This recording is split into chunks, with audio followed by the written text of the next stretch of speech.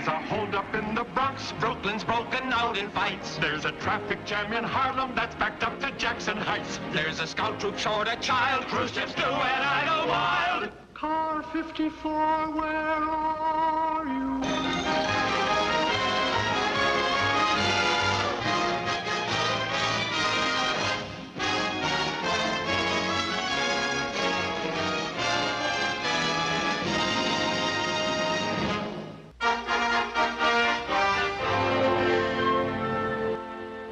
Re-elected as Vice President, Hugo Antonucci. Re-elected as Recording Secretary, Joe Steinmetz. Elected as your new treasurer, Gunther Toody. Are you kidding? Toody, treasurer! Order. Gunther's your new treasurer. We got over $800 in the treasury. We're gonna let him handle it? You gotta be kidding. Order. Gunther Toody, according to our bylaws, the club treasury amounting to $836 is hereby turned over to you.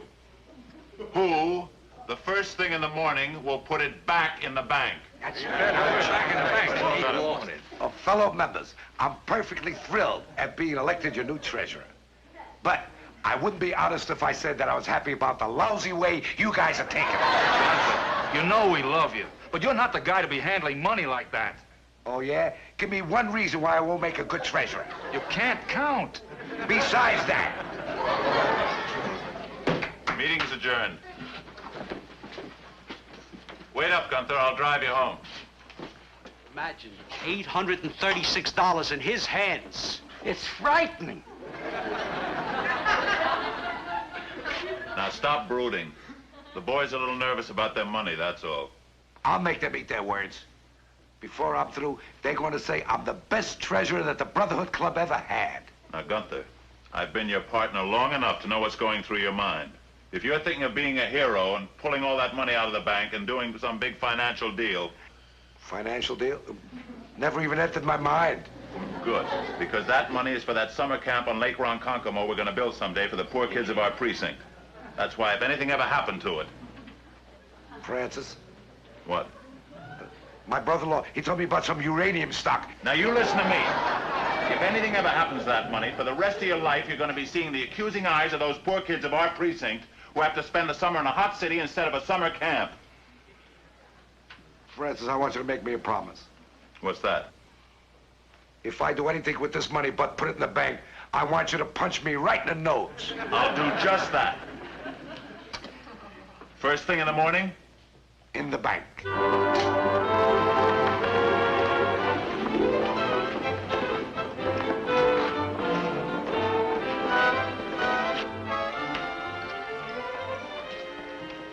Officer Toody, Yes? have I been looking to run into you for months? This is for you. A wristwatch for me? Don't you remember me? Foster, Fink Foster. I had that cigar store. We caught you taking bets on horses. We had to padlock you. But we were just doing our duty. Are you kidding? That was the biggest favor any man ever did for me. I closed that joint, sold it for $800, and went into the stock market. Stock market? Look at that. 40 grand. $40,000. I've taken it all out of the bank, and I'm buying Peruvian tin plate. It's a $2 a share. It ought to go to 100. 100? No, I'm sorry. This money goes in the bank. Okay, it's your life. I suppose we have to have poor people, too. See ya.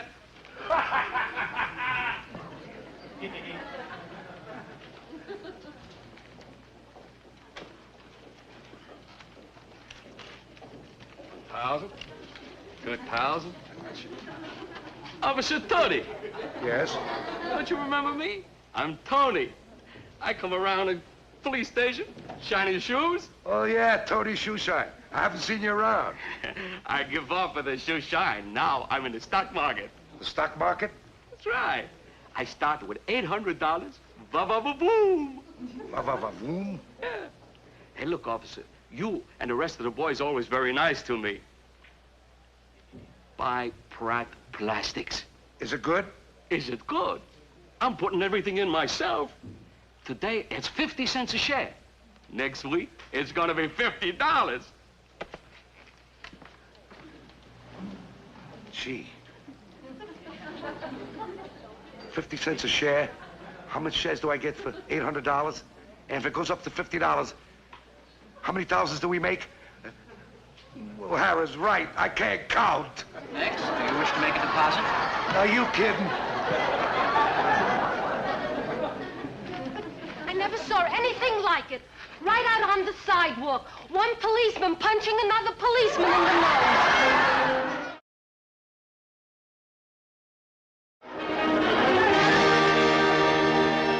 Did I tell you?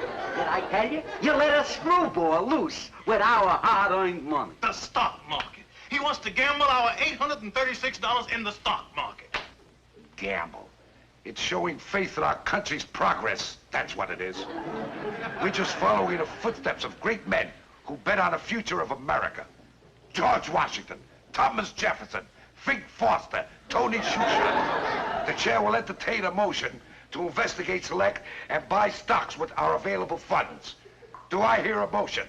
I move that we have our treasurer's head examined. Besides, that comes under new business. Muldoon, talk to him. Gunther, for the last time, put it in the bank. Put it in the bank.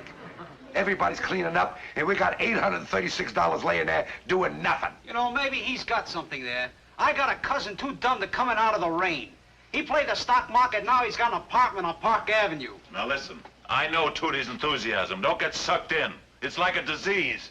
You're out of order. Besides, you're not even on a committee. Look, everybody's making money on the stock market these days. Why should we be the only slobs left out in the cold? Yeah. I say we take the money and put it in the stock market. I say if we do that, we'll be the first investors to lose every cent in the first half hour. Well, what makes you so sure? Because Toody thought of it. That's the confidence I have in this man. You're right.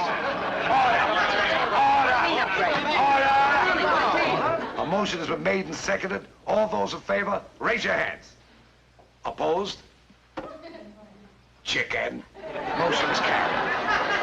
Now, what was the name of that stock that Fink Foster and Tony Shoeshine gave us an inside tip on? Peruvian tin plate and Pratt Plastics. That's it. Come on, let's go and buy it. Now, wait a minute, you guys. Okay, you guys voted to buy stock. Do it in the right way. Get some good advice. I have a cousin Kevin who works down on Wall Street for some investment counselors. Let me take you down there. Are you kidding? Fink Foster and Tony Shoeshine told us that the stock is going to skyrocket, and that was yesterday. Every minute we spend here is probably costing us thousands of dollars. Come on. Wait. I'm pleading with you guys for your own good. Let me take you down to those investment counselors. Their office is downtown. Clark, and Hershkowitz. Clark, and Hershkowitz. Listening to that name just cost us $200. Come on, let's go.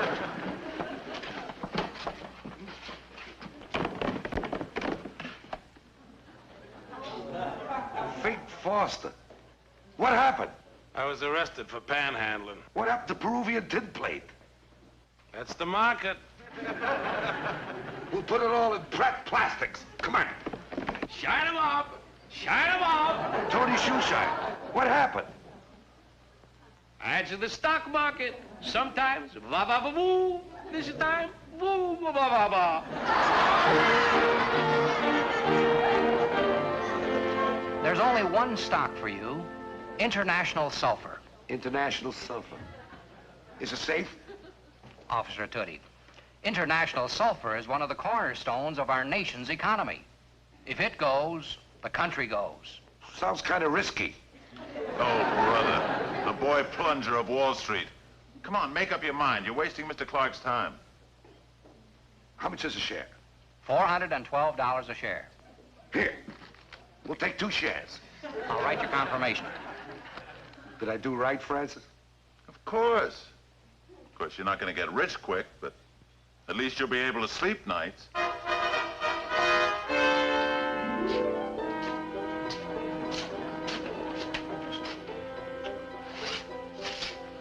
Gunther, it's 4 o'clock in the morning.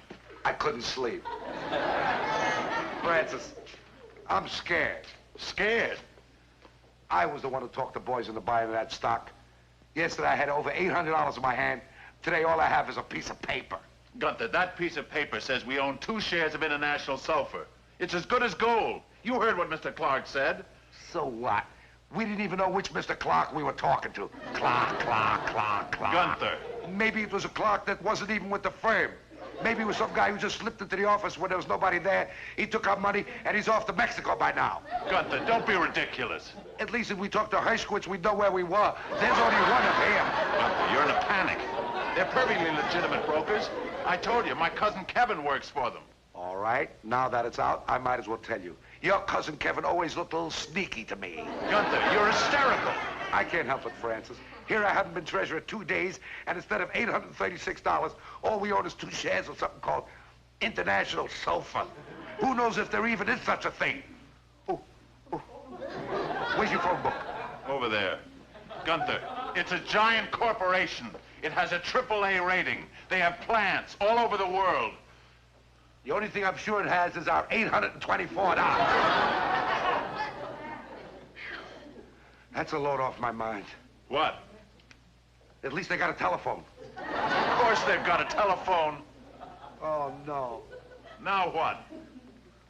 It just says the International Sulfur Building. They don't have a street address down. I don't like it. It sounds phony. Gunther. Well, how come they didn't put an address down? I'm in the phone book, too. It just doesn't say the Gunther Toody Building.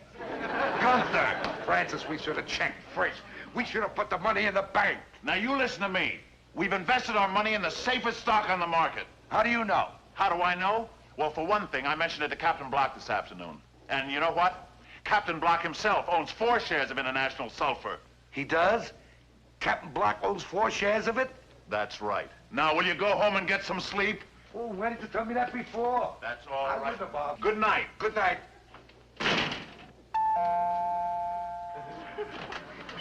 Now what? Francis, I just remembered. Captain Block bet on Nixon. Gunther. He was the first one in the Bronx to buy an Edsel. Gunther. He's still a member of 6 pyramid clubs. Oh, brother, will you go home and get some sleep? I'll never sleep again. Not until I see with my own eyes there's such a thing as International Sulfur. Good night. Good night.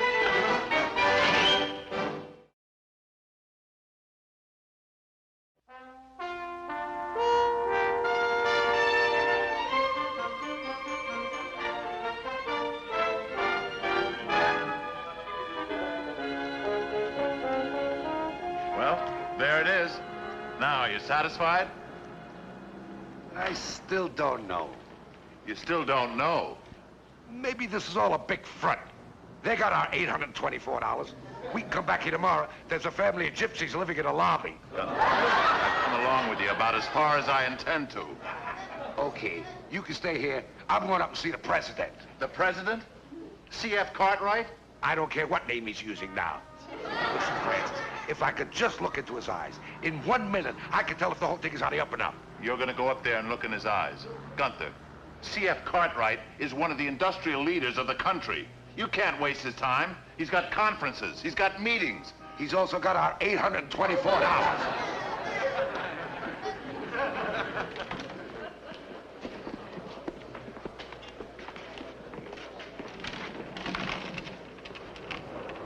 Floor, please. Mr. Cartwright's office. That's the 45th floor. Say this, Mr. Cartwright. Is everything all right with him? With Mr. Cartwright? Yeah. I wouldn't know, officer. I never see him. You see, he has his own private elevator. Ooh, he sort of keeps his comings and goings secret, huh? In other words, if he sort of wants to pack up and leave, let us say, for Mexico, nobody would know about it, huh? 2 policemen, and they want to see me? Yes, sir, a short one and a tall one. They insist on seeing you. They say it's private. Private? I think you'd better see them, sir. The short one is practically going through the books in the outer office. All right, show them in. My chauffeur is probably double parked again. Will you please step this way, officers? Mr. Cartwright is in here. Mr. Wayne. I'll be right with you. I'll have to see you, gentlemen. Mr. Cartwright is busy. Oh, I have all the papers drawn up. Well, come in, come in.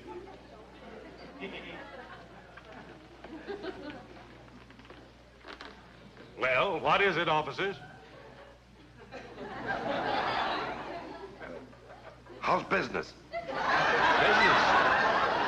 Fine. Fine. Do you own this building, or is this a sublet? A sublet? Mr. Cartwright, let me explain to you about my partner. Can you?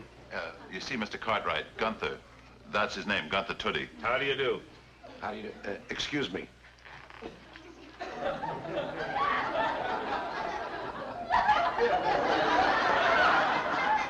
It's okay. Mr. Cartwright? Yes? You got nice eyes. Let's go. Wait. Is that what you came up to tell me? Mr. Cartwright, I'd better explain. This may sound silly to you, but Gunther is the treasurer of the 53rd Precinct Brotherhood Club, and he's invested his entire treasury in your company. Yeah. We own 2 shares. 2 shares? Yeah. I bet you thought we were just a couple of ordinary cops when we first came in here. Mr. Cartwright has more important things to think about than our 2 shares. Come on. Wait. When a bunch of hard-working cops invest everything they've got in my company, nothing can be more important. It took us 2 years to raise that $824. You see, that's money we've saved up towards buying a little summer camp on Lake Ronkonkoma for the poor kids of our precinct. A summer camp for poor kids. A bunch of cops, underpaid, risking their lives every day, still have time to think of poor kids. Tell me more about it. Oh, we'd like to, Mr. Cartwright, but we're in our lunch hour. Come on, Gunther. Here, let me show you to the door. A summer camp for poor kids. I'm going to help you with that camp.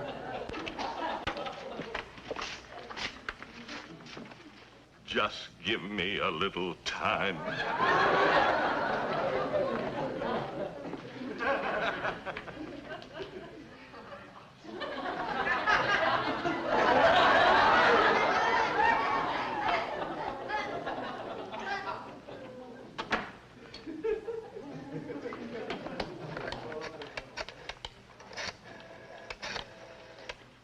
JJ, hold that bond issue on international sulfur.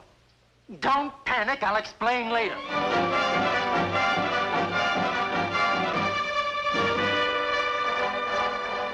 500 shares, international sulfur.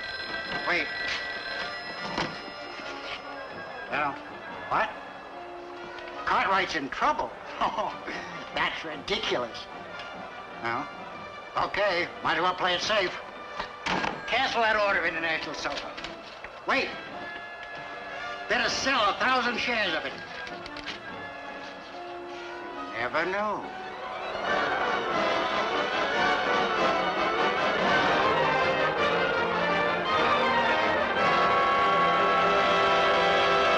How about that? Toody's only been in office 3 days, and we already got back twice the interest on our money. Not only that, you can never tell about sulfur. It's liable to catch on and skyrocket. Boys, let's give a cheer to the best treasurer our Brotherhood Club ever had. Oh, come on. Hip, hip. Did I tell you? Did I tell you? What is it? What is it? Headlines, that's what it is. International sulfur drops 20 points. Let me see that. Wall Street was stunned when, for no apparent reason, international sulfur for the first time in 10 years dropped 20 points. 20 points. That means we lost how much? Look who I'm asking. Experts remain baffled. Why one of the world's most financially solid institutions should suddenly dip 20 points is today's #1 mystery. Mystery? There's no mystery. The answer is clear. Toody bought it. There must be some mistake. There's no mistake. If you bought shares in a telephone company, the country would go back to smoke signals. Quiet. Now, let's not panic. Gunther bought you the safest stock on the market, international sulfur. Sulfur. I could have told you it was a dud. I could have told you. My wife spends every cent I make. She buys everything. But in all the years we've been married, not 1 ounce of international sulfur. I tell you, boys, if my wife didn't buy it, it means it's not made. Wait a minute. Wait a minute. Let's look at the bright side of things. We got something we never had before. A tax loss. Quiet. All right. What are we going to do? I know what we're going to do. I was never wrong about a man's eyes. I'm going up and see Mr. Cartwright. I'll go with you. You go. We're all going So it'll probably be back to normal by the time the market closes today. What is it? The police are here. The same two? Yes, but there are more of them. They all came back. Show them in.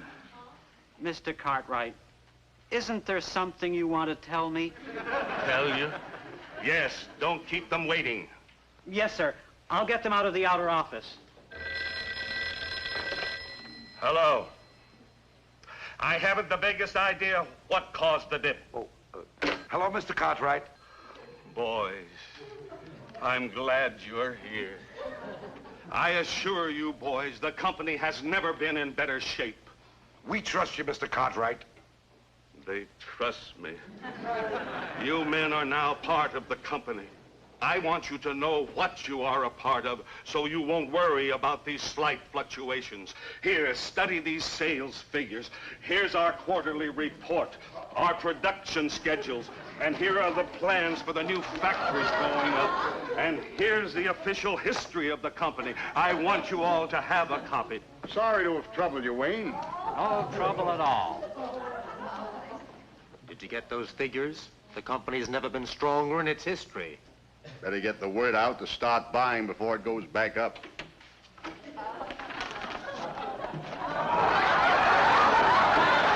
Sell. They just took the company's book. Sell, sell, sell. We're ruined. We're ruined. Bet on the future of our country, huh? We certainly did. You couldn't put it in the bank. You had to be a big-time operator with our money. Yes, Good idea. What a bunch of scaredy cats. You heard what Mr. Cartwright said. It's just one of those trends. Trend! Look at this paper. International Sulfur Slips. International Sulfur Slides. International sulfur dips. Slips, slides, and dips. That ain't a stock. That's a new dance. All right. What are we going to do? Well, Mr. Toody, what's the decision? Let's go see Mr. Cartwright. But there's no explanation for it.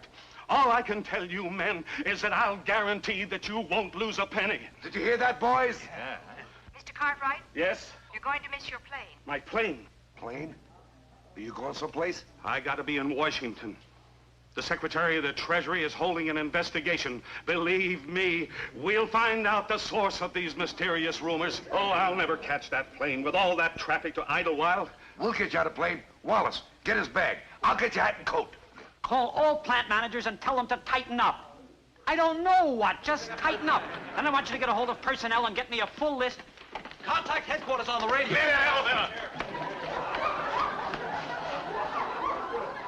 It's too late. They got the old man.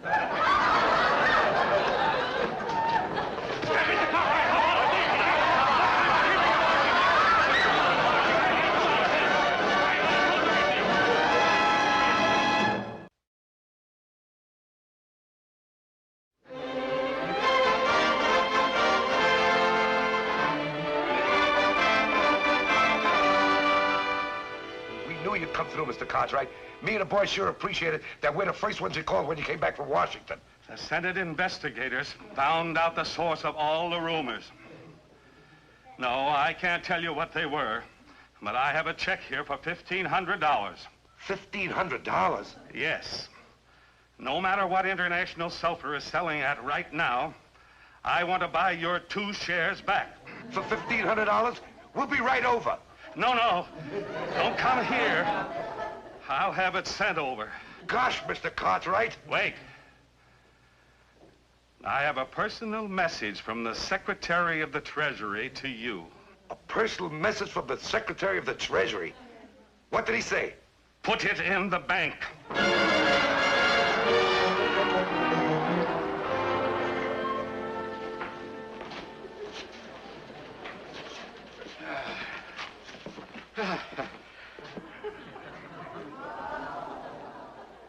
A bunch of cops raising money for a summer camp for poor kids.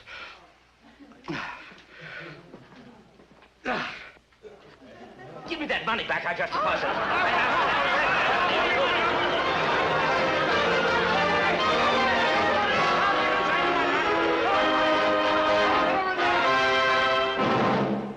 There's a holdup in the Bronx. Brooklyn's broken out in fights. There's a traffic jam in Harlem that's backed up to Jackson Heights. There's a scout troop short a child. Cruise ships do it idle wild. Car 54, where